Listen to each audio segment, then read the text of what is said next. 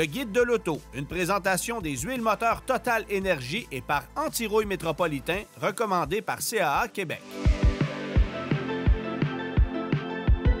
Salut Antoine, bonjour tout le monde, bienvenue à l'émission de cette semaine du Guide de l'auto. Cette semaine, on met à l'essai un véhicule que Volkswagen refuse d'appeler une fourgonnette, mais il faut appeler un chat. On essaye le ID Buzz qui est une fourgonnette. Oui, c'est une fourgonnette et je comprends que Volkswagen ne souhaite pas qualifier ce produit-là de fourgonnette parce que l'histoire de la fourgonnette chez Volkswagen n'a pas toujours été très reluisante.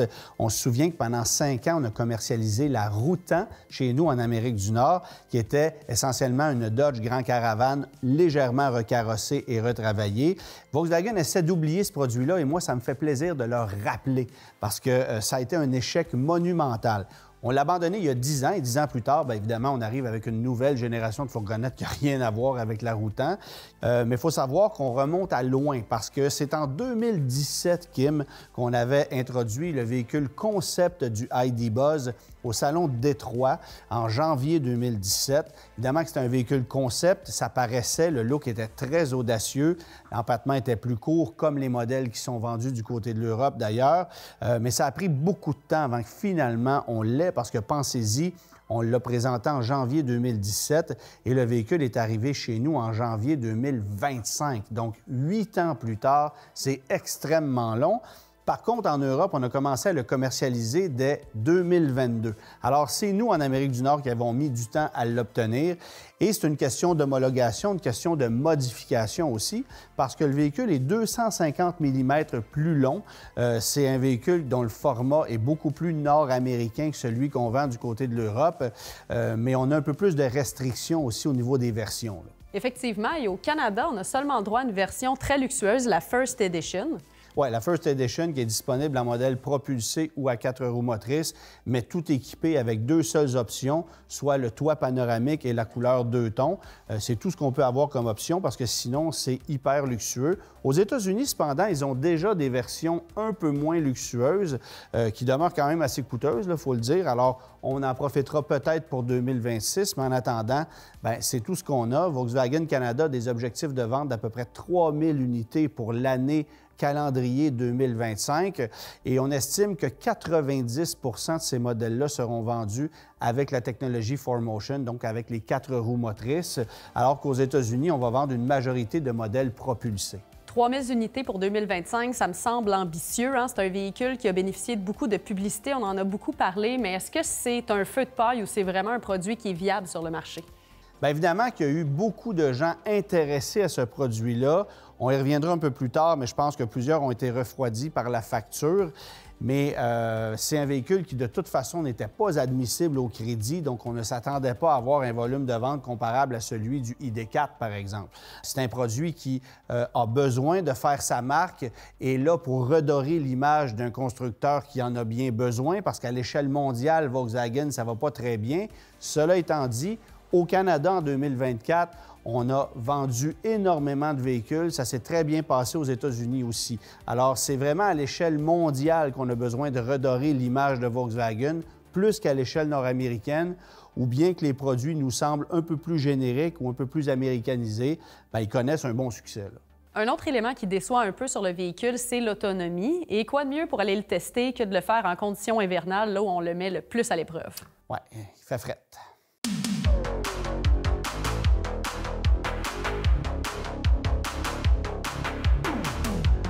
Évidemment, Kim, que le ID Buzz, ça frappe l'imaginaire. C'est un véhicule qui a été énormément médiatisé par son look, parce qu'on attend son arrivée depuis très longtemps.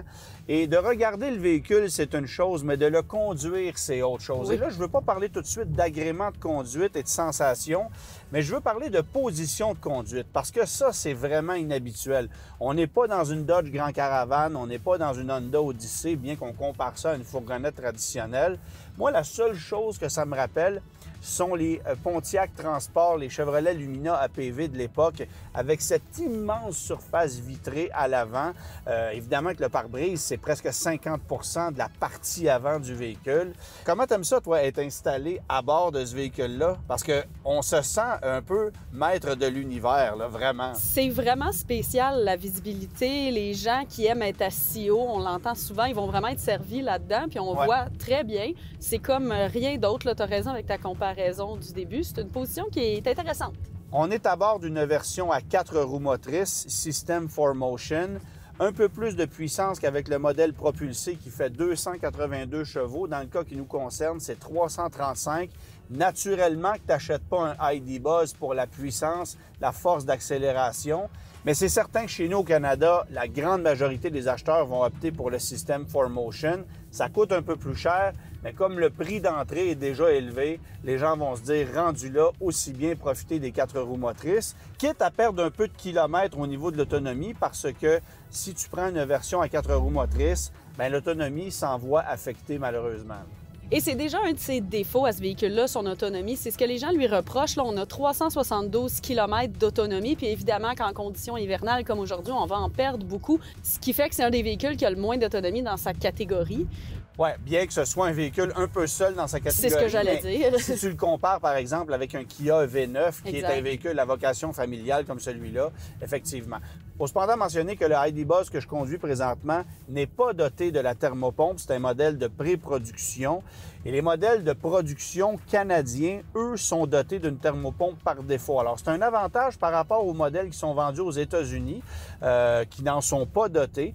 Et ça, pour nous, évidemment que ça vaut son pesant d'or, parce que l'impact du froid va être un peu moindre. Et là, attendez-vous pas à gagner 30 d'autonomie. Là, on est loin de là. Mais vous allez gagner peut-être un 25-30 km d'autonomie supplémentaire par temps froid. Et ça peut faire toute la différence parce qu'avec le véhicule qu'on a ici, quand tu as fait 240-245 km en hiver, c'est beau, là. Alors, c'est vraiment pas impressionnant. C'est un véhicule qui est lourd, qui va consommer autour de 25 kWh par 100 km dans des conditions estivales, mais ça va grimper au-delà des 30 kWh par 100 km durant l'hiver facilement. On est à 32, 33 même. Alors, pas particulièrement impressionnant. On est à bord d'un Volkswagen. Souvent, l'agrément de conduite, c'est un des points vendeurs. Dans ce cas-ci, c'est pas vraiment ça le but du véhicule, on s'entend? Non. Mais c'est un véhicule qui reste, à mon avis, un peu plus amusant à conduire qu'une Sienna, là, on va s'entendre. Évidemment, ça a l'avantage d'être très silencieux. On a une direction qui est assez précise. L'empattement est extrêmement long. C'est un véhicule qui est lourd. Ça se sent sur la route aussi. Alors, tu n'es pas nécessairement connecté avec la route tant que ça, mais ça reste un véhicule assez amusant, surtout pour ce que ça reflète, pour la position de conduite. Et je rappelle que ça repose sur la même plateforme MEB que le Volkswagen ID4. Et la particularité du ID4, c'est d'être doté de disques à l'avant, mais de tambours à l'arrière au niveau des freins. C'est la même chose avec ça. Et ceux qui se disent, mais ça n'a pas de bon sens d'avoir des tambours arrière, bien, je m'excuse, mais moi, je trouve ça très logique parce qu'on ne sollicite que peu les freins sur un véhicule électrique, surtout si on conduit à une pédale, parce qu'il y a différents modes de conduite qu'on peut ajuster. Et donc, les freins vont s'user moins rapidement, vont être moins sollicités et l'entretien va être moins nécessaire à long terme. Puis tu as quand même une puissance de freinage qui est très correcte, là. Malgré le fait que ce soit un véhicule très lourd, le véhicule freine promptement. Alors, je ne comprends pas qu'il n'y ait pas plus de véhicules électriques qui soient dotés de tambours arrière parce qu'essentiellement, tu vas sauver en entretien par rapport à des disques et des plaquettes que tu vas devoir nettoyer plus fréquemment à défaut de les utiliser comme un véhicule à essence traditionnel. Alors là, évidemment, on est sur des surfaces hivernales assez extrêmes. On s'amuse. On est même un peu en dérapage contrôlé à certains moments. Mais sur la grande route, c'est un véhicule qui est extrêmement confortable. Et ce qui m'a étonné, c'est que malgré le fait que ce soit une grosse boîte carrée, pas de bruit de vent, pas de craquement, pas de bruit de caisse. Alors, on a cette impression que c'est un véhicule qui est solide et c'est particulièrement impressionnant au niveau du confort. Encore une fois, ça s'explique par le fait qu'on a un empattement qui se rapproche de celui d'un autobus Greyhound.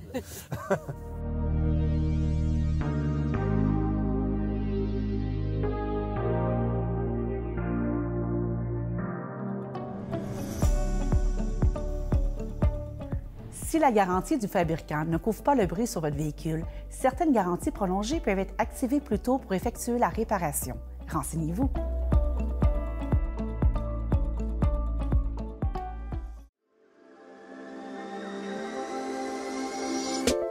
La fabrication de l'huile moteur commence par l'extraction du pétrole brut, qui est ensuite raffiné pour en tirer des huiles de base.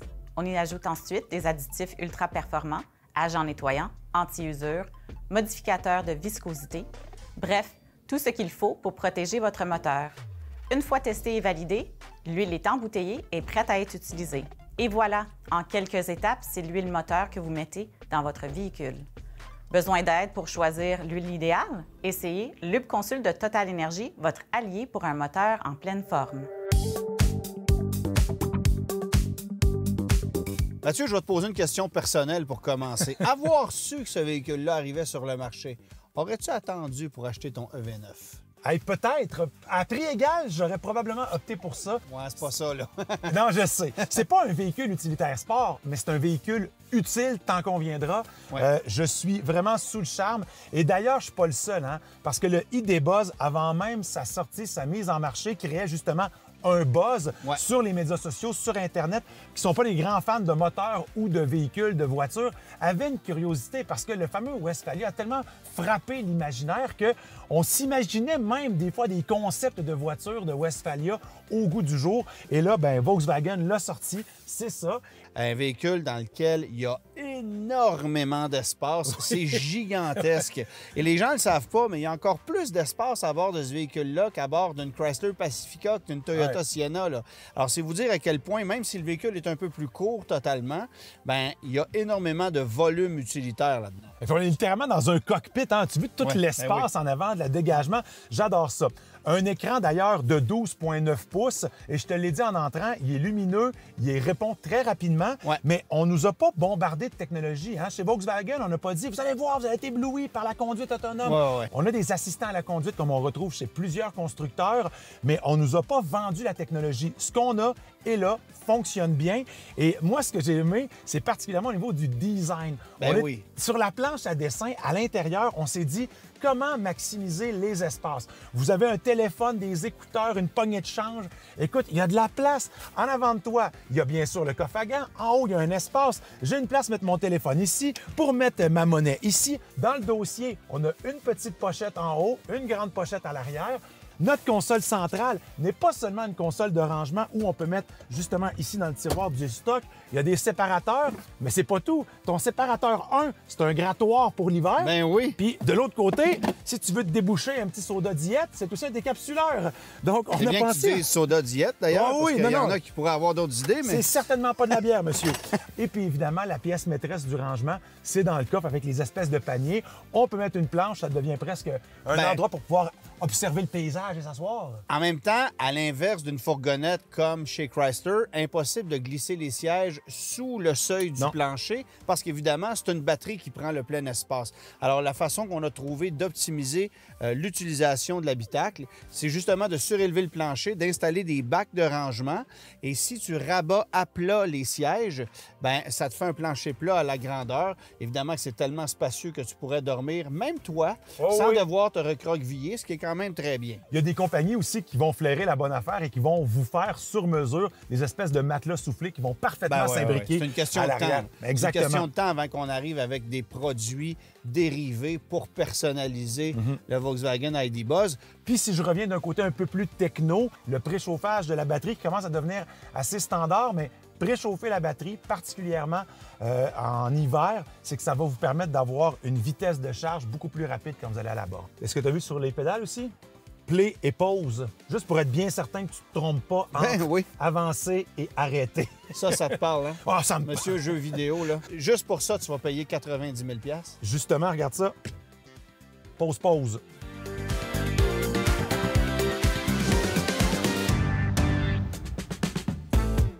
Comment choisir un garagiste? Tout bon garagiste devrait avoir les certificats de qualification requis. Vérifiez aussi sa réputation, la garantie offerte sur les réparations, s'il affiche ses coûts et si ses installations sont conformes aux normes. Vous pouvez aussi choisir un garage recommandé CAA Québec. Les vérifications sont faites pour vous.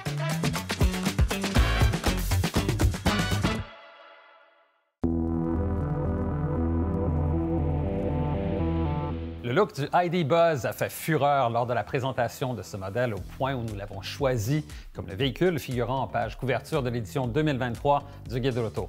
Cependant, Volkswagen a mis beaucoup de temps à concevoir la version à empattement allongé destinée au marché nord-américain et à finaliser l'arrivée de ce modèle sur notre marché. Même si Volkswagen refuse de qualifier ce véhicule de mini-fourgonnette, il est clair que c'est de cela dont il est question. C'est en fait d'ailleurs la seule mini-fourgonnette à motorisation électrique commercialisée chez nous, donc on peut vraiment dire que le ID Buzz est seul sur son étoile. C'est un véhicule dont la conduite est plus axée sur le confort, qui est particulièrement soigné avec un empattement qui est très long. Mais justement parce que l'empattement est long, ça complique un peu certaines manœuvres en raison du très grand rayon de braquage du ID Buzz. Le volume d'espace de l'habitacle est immense, ce qui fait que ce véhicule est plus spacieux que plusieurs mini-fourgonnettes et c'est aussi un véhicule qui est très polyvalent avec son habitacle modulable. En fait, le principal problème du ID Buzz, c'est son échelle de prix qui varie entre 80 et plus de 90 000 $. À cela, on peut ajouter une consommation d'énergie qui est élevée en conditions idéales et particulièrement élevée en hiver, malgré le fait que ce véhicule soit équipé d'une pompe à chaleur. Donc, ça lui donne une autonomie qui est plutôt décevante. Voilà donc deux facteurs importants qui viennent en quelque sorte tuer le buzz du ID Buzz.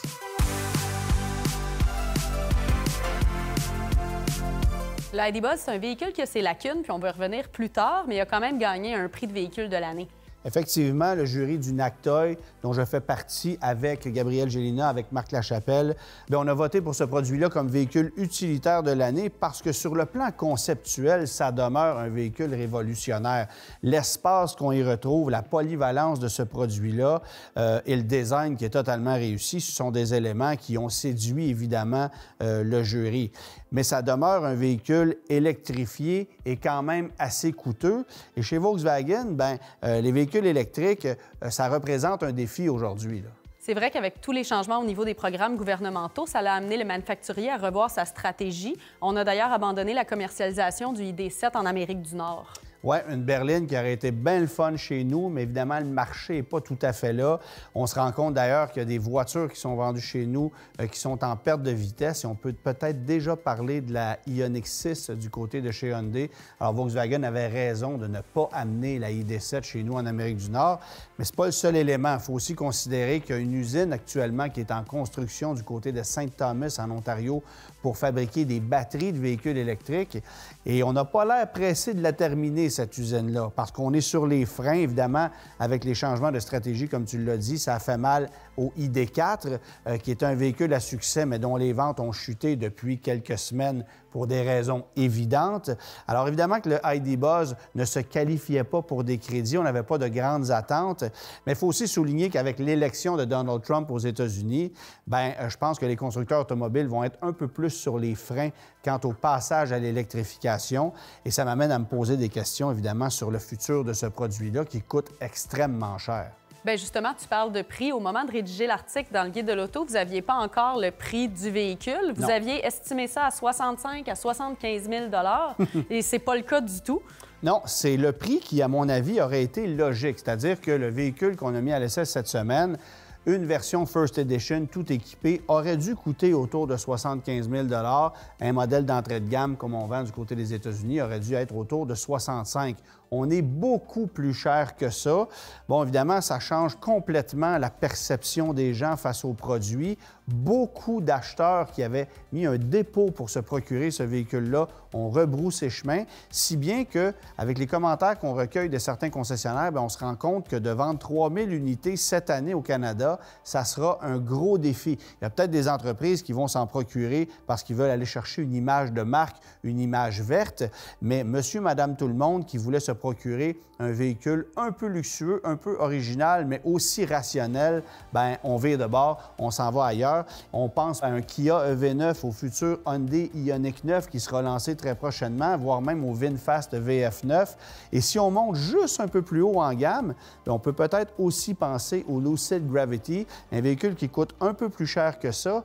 Mais j'ai envie de vous dire que si quelqu'un a 90 000 $ à mettre sur un véhicule comme celui qu'on met à l'essai cette semaine, il a peut-être aussi 110 ou 115 000 à mettre sur un Lucid Gravity qui, technologiquement, est pas mal plus convaincant que ça parce qu'à 90 000 on est encore à 372 km d'autonomie. C'est pas particulièrement impressionnant.